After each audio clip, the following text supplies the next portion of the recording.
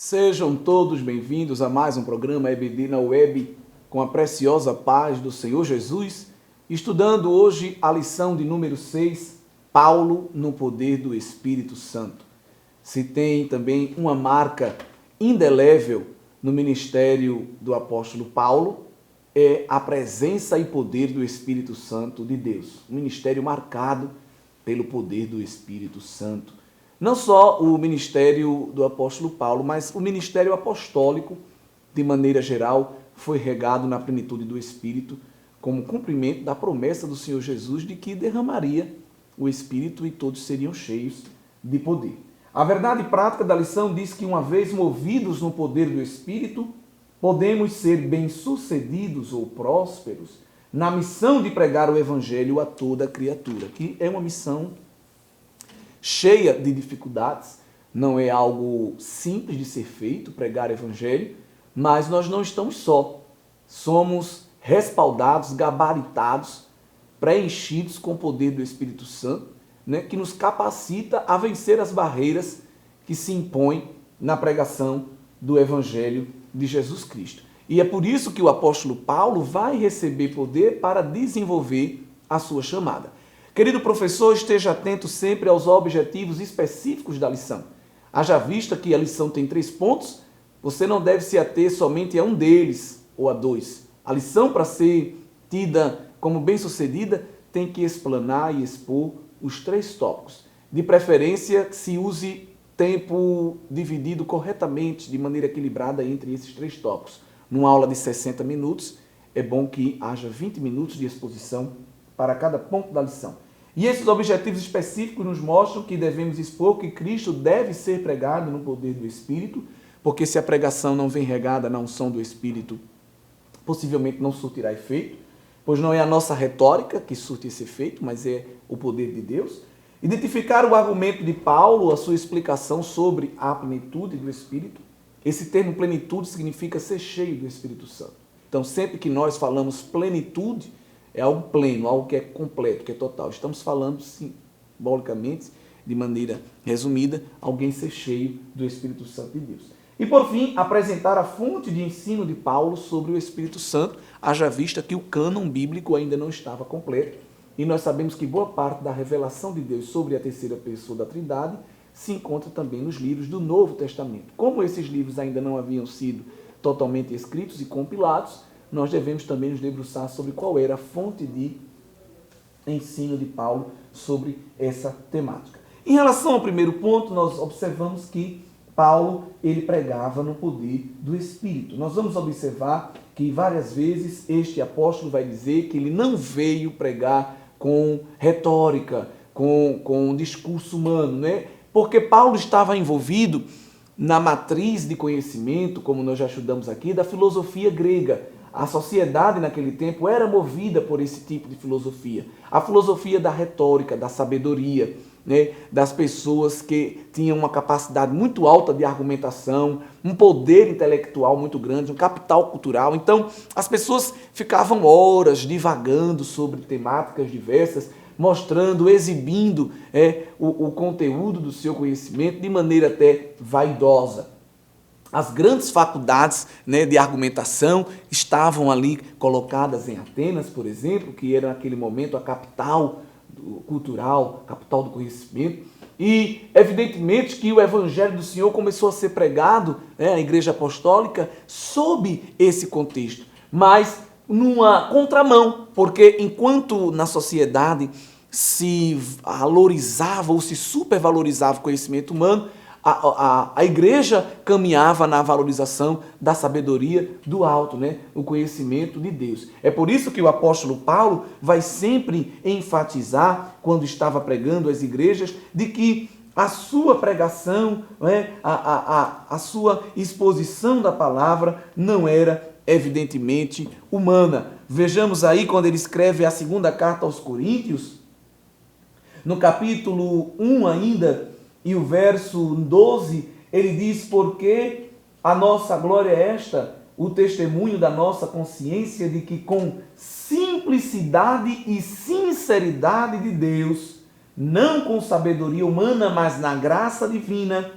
temos vivido no mundo, especialmente em relação a vocês. Porque nenhuma outra coisa escrevemos para vocês, a não ser aquilo que vocês leem e entendem, e espero que vocês entendam completamente. Como também já nos entenderam em parte que seremos a glória de vocês, assim como também serão a nossa glória no dia de Jesus, nosso Senhor. Então, observem que o apóstolo Paulo coloca aí em contraponto o conhecimento mundano e a sabedoria divina. E ele mostra que a igreja, o desejo da igreja, era que ela alcançasse esse conhecimento divino de maneira completa.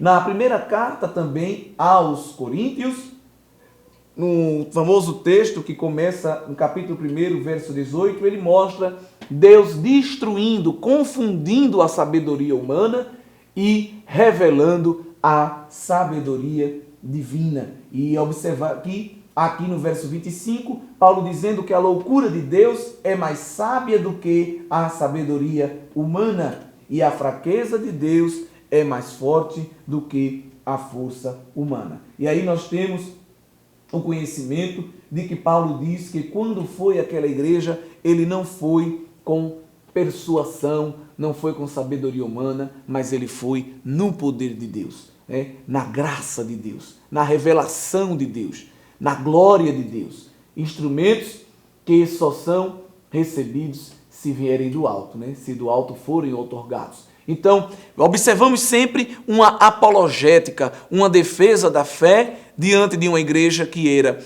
amplamente influenciada por uma sociedade que, com vaidade, colocava o conhecimento como um patamar superior, e ele mostra que, na verdade, o verdadeiro conhecimento está em Deus. Então, isso vai ser demonstrado na pregação de Paulo, não nas suas palavras, mas nos sinais, nos prodígios, nos milagres que o Espírito de Deus realizava através da vida do apóstolo.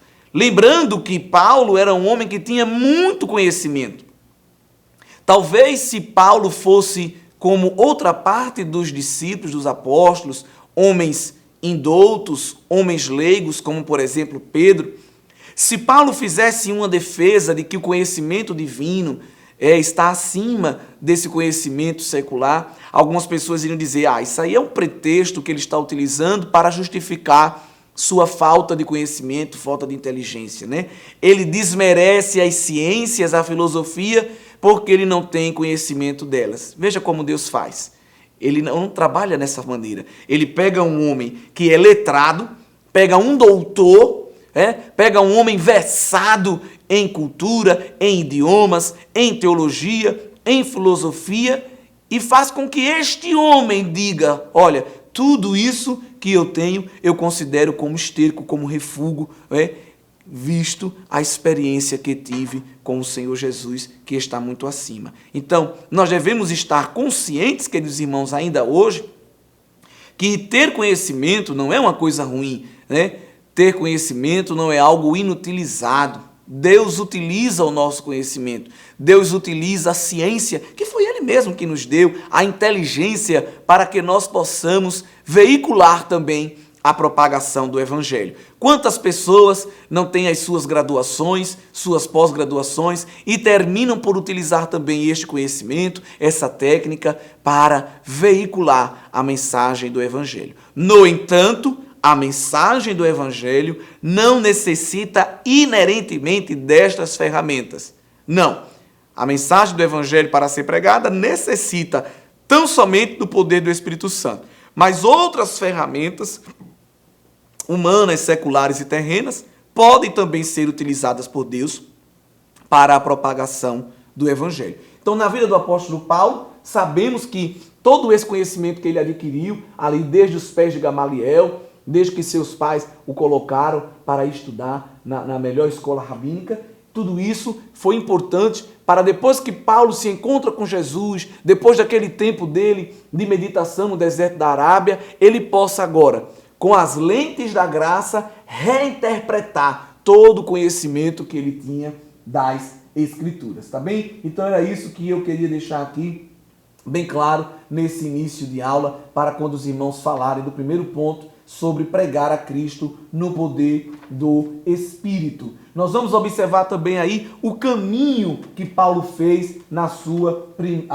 primeira e na sua segunda viagem missionária, que é o terceiro subponto deste primeiro tópico, quando fala das duas viagens missionárias de Paulo. E aí não vou deixar de relembrar a importância de utilizar mapas, né? Muito importante. Muitas bíblias de estudo e até bíblias normais trazem lá no final alguns mapas. E se você observar, lá deve vir o mapa da primeira, da segunda e em alguns casos da terceira viagem missionária de Paulo. E aí é muito importante você utilizar esses mapas para mostrar o caminho que ele percorreu nessas viagens. Interessantemente, que aqui nós vamos ver que na primeira eles passaram em Antioquia, Fenícia, Chipre e outros pequenos lugares, e já na segunda ele passa em cidades muito grandes, né? Capitais, cidades que eram cidades, podemos dizer, estratégicas para o comércio, para a política, até para a religião. E aí nós temos a lista, né? Listra, Troade, Filipos, Tessalônica, Bereia, Atenas, Corinto e concluindo em Éfeso. Então aí nós trazemos um mapa de sugestão para você utilizar na sua aula e mostrar o caminho percorrido pelo apóstolo e a grandeza desse caminho. Por quê? Porque eles visitaram cidades muito grandes, viveram muitas dificuldades. É importante chamar a atenção das dificuldades que o apóstolo Paulo passou em algumas dessas cidades, e você vai ver no próprio livro de Atos dos Apóstolos que ele foi apedrejado, foi açoitado, não é? Em algumas delas teve que sair fugido, e nós vamos observar que mesmo assim o apóstolo não deixou de pregar o evangelho, e ao sair dessas cidades deixa igrejas implantadas, lideranças estabelecidas, e o evangelho vai crescendo cada vez mais, de maneira que 19 de Atos diz que depois de 2 anos, os irmãos ali que estavam também com Paulo, obviamente não foi só ele, aquele grupo que estava nesse trabalho, ao passo, depois de 2 anos, todos que estavam na Ásia tinham ouvido a palavra, tanto judeus como gregos. Se com todas as dificuldades, se com todos os empecilhos, tão grande território foi evangelizado, imagine se não tivesse havido empecilho algum, com certeza esses homens teriam ido para muitos outros lugares. Isso nos deixa uma grande lição. Nós, às vezes, sem os empecilhos que esses homens tiveram, não conseguimos alcançar muita coisa. Né? É algo para se pensar e para se refletir. Olha o que esses homens passaram de dificuldades e mesmo assim alcançaram todo um continente. Hoje nós temos muito mais facilidades para a propagação do evangelho e o alcance da nossa mensagem tem sido bem menor. Fica algo aí para refletirmos na palavra do Senhor, tá bem? O segundo ponto fala do argumento de Paulo sobre a plenitude do Espírito Santo, o fato de ser cheio. E aqui nós nos debruçamos especificamente no capítulo 19 de Atos, que é justamente a leitura bíblica em classe. Esse capítulo, com seus versículos iniciais, ele traz uma experiência muito interessante, pois quando Paulo chega em Éfeso, ele vai encontrar um grupo de discípulos, nos diz o doutor Lucas, que aconteceu que enquanto Apolo estava em Corinto, Paulo, tendo passado pelas regiões mais altas, chegou a Éfeso e encontrou ali alguns discípulos. E aí não sabemos se eram discípulos, alguns dizem talvez de João Batista, ou discípulos diretos do que tinham ouvido falar do Senhor Jesus. Mas o que nós vamos observar é que esses homens eram discípulos no sentido de ter ouvido o ensinamento e aceitado, mas eles ainda não tinham um esclarecimento teológico completo. Porque o apóstolo Paulo vai fazer 2 perguntas a eles, perguntas de alto cunho teológico, e a resposta vai ser surpreendente. A primeira pergunta que o apóstolo faz, no verso 2, é se eles tinham recebido o Espírito Santo quando creram. E a resposta é surpreendente porque eles não vão dizer sim ou não. Se eles dissessem não, já era de se surpreender, pois nós não concebemos um cristão que não tem o Espírito Santo na vida. As Escrituras nos deixam claríssimo isso. É impossível ser cristão sem ter a presença do Espírito Santo. Não estou falando o batismo com o Espírito Santo, que nós sabemos que é um plus, é um adicional, é um dom de Deus. Mas o Espírito Santo vem sobre todo crente quando ele crê na regeneração. É uma ação, digamos assim, que é instantânea, está intrinsecamente ligada com a regeneração. O processo salvífico, ele começa justamente com a ação do Espírito Santo na vida do crente. E aqui a pergunta de Paulo é se eles receberam o Espírito quando creram. Então nós entendemos aqui, inicialmente, que eles não entendiam nem que a ação do Espírito estava intrinsecamente ligado com a salvação. E eles vão dizer, olha, nós nem mesmo ouvimos que existe o Espírito Santo, como nós vemos aí a resposta.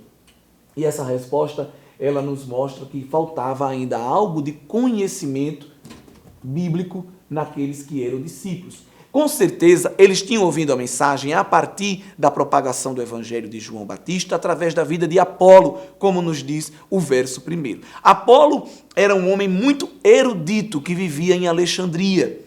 Alexandria, ali no norte do Egito, que era das faixas de terra onde o Império Romano também tinha alcançado. Então, Alexandria era uma grande cidade que pertencia ao Império Romano. E Apolo é um homem que era conhecido pelo seu grande capital cultural, pelo seu conhecimento. Era um homem intelectual. E esse homem conheceu o Evangelho, creu, aceitou a Cristo e passou a utilizar o seu conhecimento para pregar o Evangelho. Observe o que eu disse no início, que é possível sim que Deus utilize as ferramentas dos nossos estudos, do nosso conhecimento, da nossa habilidade para a mensagem ser pregada. Não obrigatoriamente a mensagem precisa dessas ferramentas, mas Deus pode utilizá-las, e Apolo é um exemplo disso. Apolo é um homem que, quando pregava, as pessoas gostavam de ouvir, não queria que ele parasse mais. Os irmãos vão lembrar que ele vai chegar na igreja em Corinto, né, recebido também por Áquila e Priscila, e vai pregar, e aquela igreja vai ficar maravilhada. Vai ficar tão maravilhada que quando Paulo chega, os irmãos vão dizer, olha, a gente não quer você aqui. Primeiro porque diziam que Apolo tinha até uma presença de espírito, né? Talvez uma elegância, um jeito de se portar, de falar, que deixavam as pessoas maravilhadas, e tinha conteúdo. E quando Paulo chegou, houve uma comparação, disseram, olha, Apolo, a gente se sente muito bem, você não. Paulo poderia ficar com ciúme, com inveja, mas de maneira alguma esse sentimento entrou no coração do apóstolo. Nós vamos observar que Apolo também não se deixou se envaidecer por isso. Eles gostam mais de mim do que Paulo, de maneira alguma.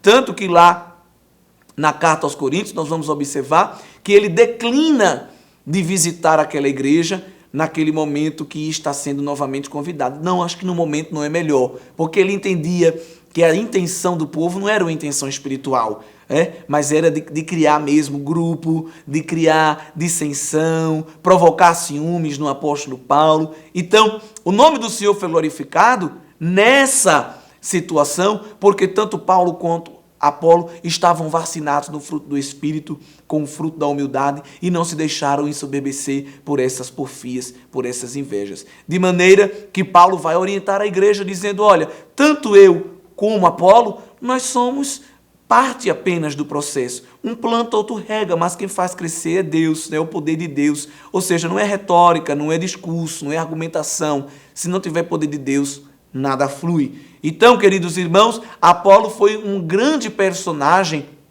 do início da igreja, um grande pregador da palavra, um grande apologeta, um grande discipulador que foi usado por Deus. Mas Apolo vinha de uma linhagem que não conhecia o poder do Espírito ainda, não se envolvia nos mistérios de Deus, nesta graça que foi revelada e derramada no Pentecostes, no derramamento do Espírito. E aí nós vamos observar que a segunda pergunta de Paulo é bem interessante. Olha, então qual foi o batismo que vocês receberam? E a resposta deles vai ser o batismo de João. Então, confirma-se aqui que o que eles conheciam de evangelho era aquilo que tinha vindo de João Batista. Vale salientar que aqui nós estamos falando de um período de tempo de 20 anos, aproximadamente, depois do ministério de João Batista. João Batista já havia sido morto, decapitado, mas a mensagem continuou sendo propagada. Continuou sendo propagada de maneira tão grande que observe que esses aqui não tinham conhecido Jesus pelo próprio Cristo ou pelos discípulos diretos de Cristo. Eles conheceram a obra, da redenção de maneira parcial, ainda pela pregação de João Batista, que ecoava através dos seus discípulos que ficaram vivos. Mas era uma mensagem ainda imparcial, porque eles não reconheciam e não sabiam que o Espírito já havia sido derramado. Aleluia! A bênção já estava disponível, mas eles não sabiam, não tiveram acesso. Que coisa tremenda, hein, irmãos? E aí o apóstolo Paulo vai explicar. Olha, irmão, esse verso 4 é tremendo, de 19 de Atos. Paulo explicou, Paulo ensinou. Olha só, escola dominical, culto e doutrina, né? Paulo vai dar uma aula sobre Espírito Santo, sobre derramamento de poder, sobre salvação, regeneração, de maneira didática, para que aqueles homens entendessem a grandeza do que Deus já havia preparado. Então, a primeira coisa que ele vai mostrar é que o crente, para ser crente, ele precisa ter o Espírito Santo. Não se concebe cristianismo sem a presença do Espírito Santo de Deus. E para isso estou colocando aí no rodapé uma série de textos que os irmãos podem utilizar na aula para evidenciar isso. Desde João 3,5, quando Jesus diz a Nicodemos que é necessário nascer da água e do Espírito, e ele está se referindo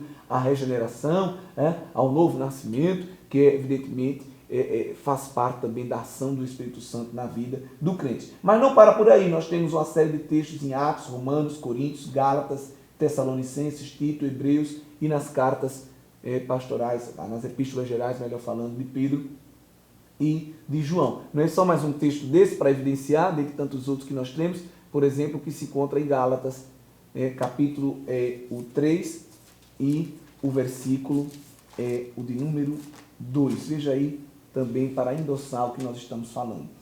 Quero apenas saber isto. Vocês receberam o Espírito pelas obras da lei ou pela pregação da fé? Uma pergunta retórica que Paulo faz quando conversa com a igreja na Galácia, que estava querendo voltar aos rudimentos da fé, à prática judaizante, à religiosidade. E aí veja que Paulo entende, na sua pergunta, que a pregação da fé, a fé vem pelo ouvir. Então a pregação da fé gera salvação e essa salvação outorga, evidentemente, de maneira automática, a presença, a comunhão com o Espírito Santo de Deus. Então, esses textos de rodapé vale a pena você utilizar para mostrar que a primeira pergunta que Paulo faz é porque Paulo já tinha teologicamente esse assunto bem resolvido na sua mente e vai ser usado por Deus para explicar aos discípulos que ele encontrou ali em Éfeso. Ele diz, olha, João, verso 4, realizou o batismo de arrependimento, dizendo ao povo que cresce naquele que viria depois dele, a saber, em Jesus. Então, ele aqui, Paulo, faz o elo de ligação que esses discípulos, possivelmente da mensagem pregada por João, ainda não tinham feito. Que João era a voz do que clama, que preparava o caminho de alguém maior que viria. E quem é esse maior? Cristo. E Cristo vem, morre na cruz, derrama o seu sangue, véu do templo é rasgado, a igreja agora é inaugurada, derrama-se o Espírito em Pentecoste e a igreja agora avança na plenitude do Espírito Santo. E aí o verso de número 5 diz que, ouvindo isto, eles foram batizados em nome do Senhor Jesus. É o único caso nas Escrituras de rebatismo.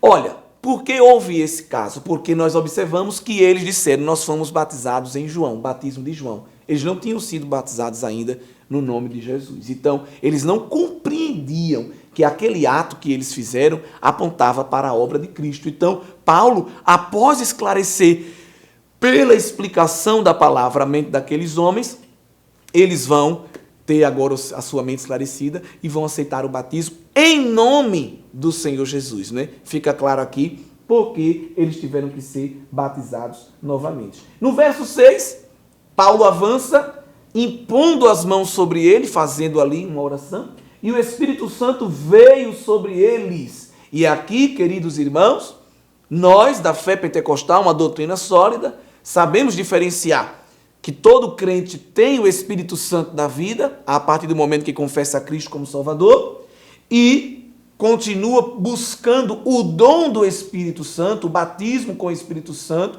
que é um revestimento de poder que também está disponível para todos os salvos.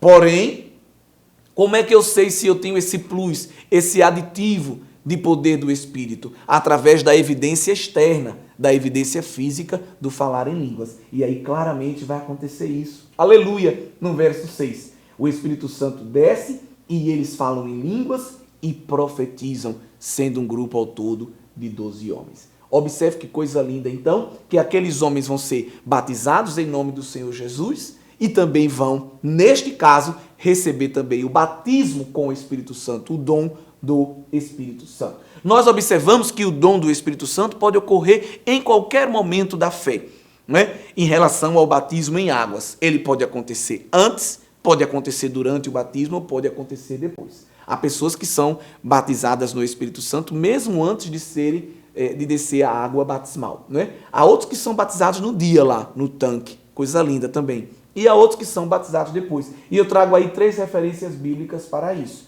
Batismo antes, Atos 10 e 47. Batismo durante o batismo, Atos 2 e 38. O dom do Espírito, ele ocorrendo aí durante o batismo. E também em Atos 8, 38 e 39.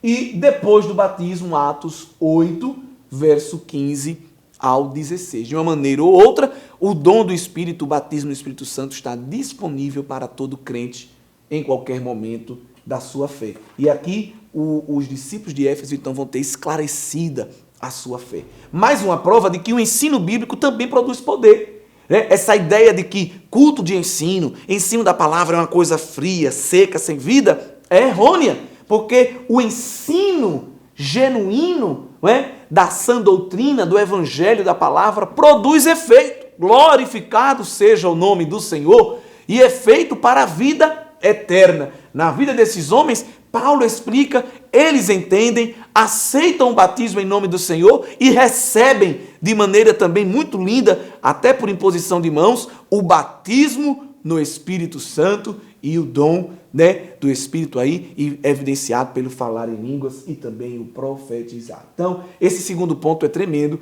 e você também deve deixar tudo isso muito bem explicado para a sua turma. E por último, o terceiro ponto nos diz qual é a fonte do ensino de Paulo sobre o Espírito Santo. Se o cânon não estava pronto, ele tinha 2 grandes fontes disponíveis inicialmente. Primeiro era o Antigo Testamento. Nós sabemos que até a palavra Trindade não aparece na Bíblia.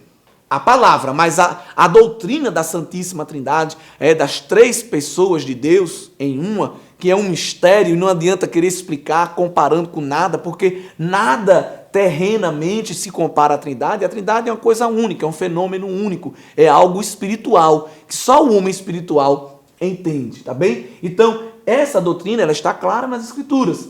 Nós já tivemos lições de EBD até para estudar isso. Mas neste sentido aqui, o apóstolo Paulo não tinha as Escrituras completas. Então, a base de conhecimento que ele tinha, que lhe dava acesso ao Espírito Santo de Deus, como terceira pessoa da Trindade, era o Antigo Testamento. Só que de forma subjetiva ainda, de forma implícita.